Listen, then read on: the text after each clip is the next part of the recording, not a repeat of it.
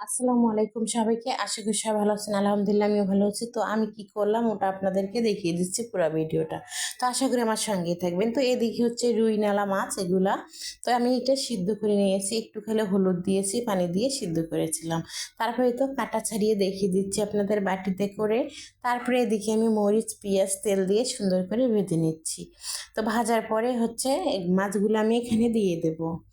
তো এটা কিন্তু একদম বাদামি কালার করে ফেলবো, তারপরে আমি এখানে দিয়ে দেব মাছগুলো। তাছাড়া কিন্তু দেওয়া যাবে না, নাতলে কিন্তু একটা কাঁচা কাঁচা পেঁয়াজের ভাব থেকেই যাবে। তারপরে এখানে লবণ দিয়েছিলাম, দেওয়ার পরে এখন আমি সুন্দর করে আবারও মিক্স করে নিচ্ছি এই কড়াইয়ের উপরে। তারপরে এখানে যেটা দেব সেটা হচ্ছে একটুখানি হলুদ দেব, আর হচ্ছে একটুখানি জিরা গুঁড়া দিয়ে দেব। আর কোনো কিছু এখন আমি এখানে দিচ্ছি না। না দেওয়ার পরে দেখুন এই যে সেই জিরা গুঁড়োটা এখানে দিলাম, আর এখানে হলুদটুকু দিয়ে দিয়েছি, অল্প একটু দিয়েছি, শুধু একটু কালারিং করার জন্য। তারপরে তো এখন আমি সুন্দর করে ভেজে নিচ্ছি। আবারও ভেজে নেওয়ার সময় সব কিছু আমি মিক্স করে নিতে হবে, এই জন্য বললাম ভেজে নিতে হবে।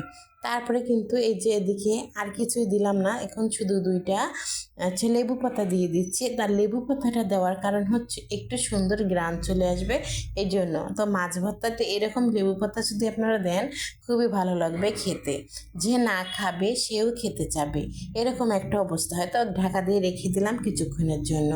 তো কিছুক্ষণ পরে আমি আপনাদের দেখিয়ে দিচ্ছি, দেখুন ঢাকনাটা খুলে অনেক পোড়া পোড়া হয়ে গেছে, মানে অনেক সুন্দর হয়ে গেছে, আর এটা জাল করার কোনো কারণ নেই।